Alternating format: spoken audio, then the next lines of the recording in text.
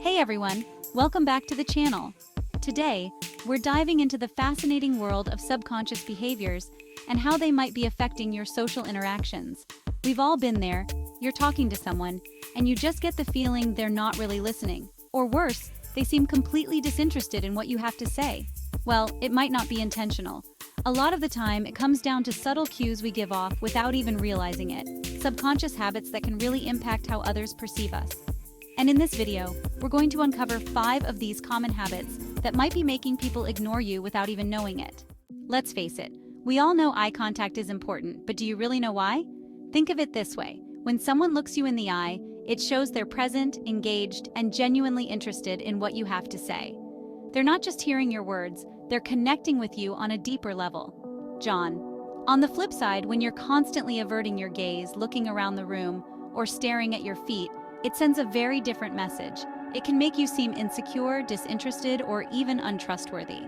And let's be real, who wants to have a conversation with someone who seems like they'd rather be somewhere else? Improving your eye contact doesn't mean staring intensely without blinking. That's just creepy. It's about finding a natural balance. Try holding someone's gaze for a few seconds longer than you normally would, or focus on one eye at a time to make it feel less intense. You'll be amazed at the difference it makes. All right, let's talk about body language for a second because it's just as important, if not more important, than what you actually say. Imagine this. You're at a networking event and you strike up a conversation with someone. They seem interesting enough, but their arms are crossed tightly across their chest and their body is turned slightly away from you. What kind of message does that send? Priya. Exactly. It screams, "I'm closed off. I don't want to talk to you. Please leave me alone." Even if they're smiling and making polite conversation, their body language is telling a completely different story.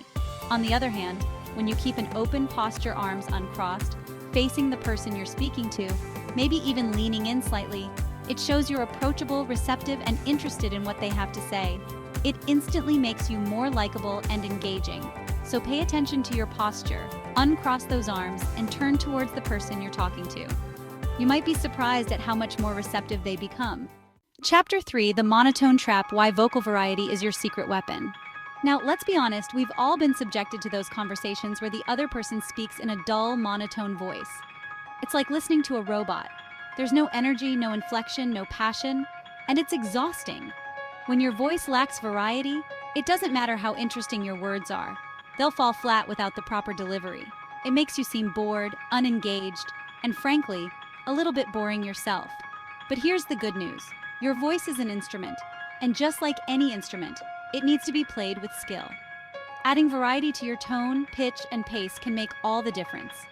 Try emphasizing certain words, pausing for effect, or even changing the volume of your voice to match the emotion of what you're saying.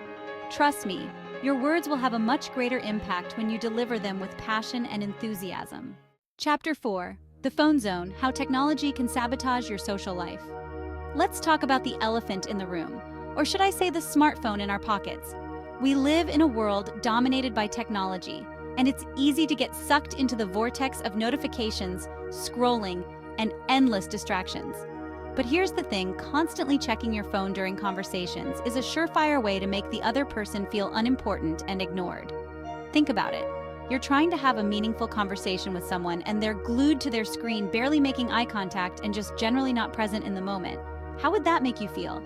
Exactly, disrespected, unimportant, and like you're not worth their time. So put the phone away. It's a simple change, but it can make a world of difference.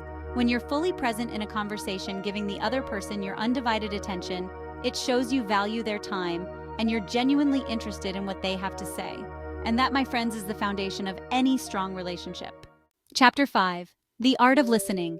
Why active listening is more than just hearing.